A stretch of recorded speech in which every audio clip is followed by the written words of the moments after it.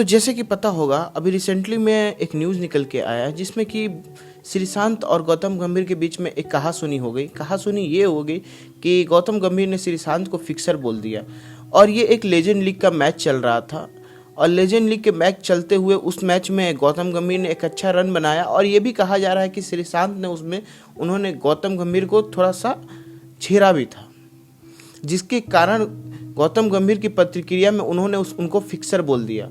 तो फिक्सर बोलने के बाद अब हमारे श्रीशांत जी का प्रतिक्रिया आया। प्रतिक्रिया में उन्होंने बोला कि हम ये सब चीज़ों को लेके बहुत पहले झेल चुके हैं, कृपया ये चीज़ ना बोला जाए।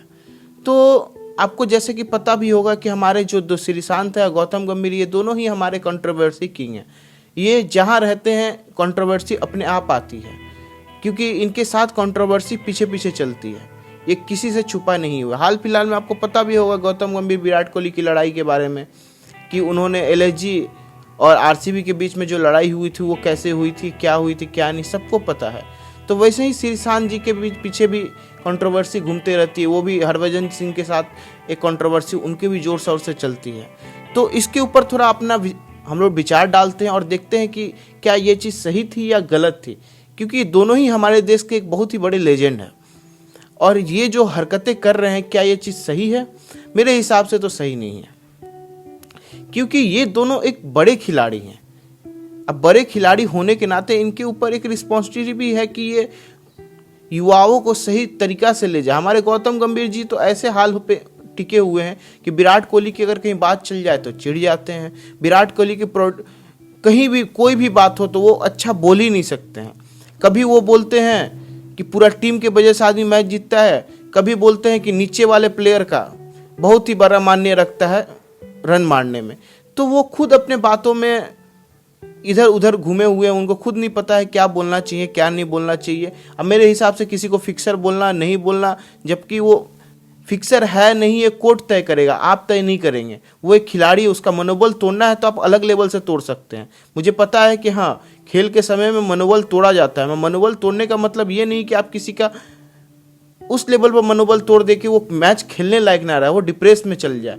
क्योंकि फिक्सर बोलना एक चीज़ सही नहीं है। वो उस टाइम में वो सोचेगा कि मैं देश के साथ फिक्सिंग किया हूँ, तो वो डिप्रेस में जाएगा। आपको उसको सहानुभूति देना चाहिए कि हाँ चलिए, अगर मान लीजिए उनसे 1% भी गलती हो गया है तो आप एक बड़े खिलाड़ी और एक सांसद भी हैं, ना ही आप कोई एक छोटे मोटे खिलाड़ी हैं कि अब जो मन में आएगा लोगों को बोलते हुए चलेंगे। तो ये हमारे गौतम गंभीर जी का कहानी है। और श्रीशांत जी का भी वही कहानी है। इनको नहीं मालूम क्या दिक्कत है कि जहाँ कंट्रोवर्सी होती है ये अपने आप खड़े हो जाते हैं, बोलते हैं कि नहीं भाई कंट्रोवर्सी भाई इधर उधर मत जाओ, तुम मेरे पास आओ। तो अभी इनको हाल फिलहाल में नोटिस भी आ गया है लेजेंड लीग प्रीमियर से, और नोटिस में इनको जवाब भी देना अब नोटिस का। तो अब देखिए आगे क्या होता है, क्योंकि ये जो मामला है वो थमने का नाम नहीं ले रहा है। मामला जो है बढ़ते बढ़ते जा रहा है। और आपको पता भी होगा श्रीशांत जी ने वीडियो बना के अपनी राय रखी थी, उसी में राय में हमारे गौतम गंभीर ने एक इंस्टाग्राम पोस्ट भी डाला था। ये तो गर्लफ्रेंड बॉयफ्रेंड वाला लड़ाई चल रहा है जैसे।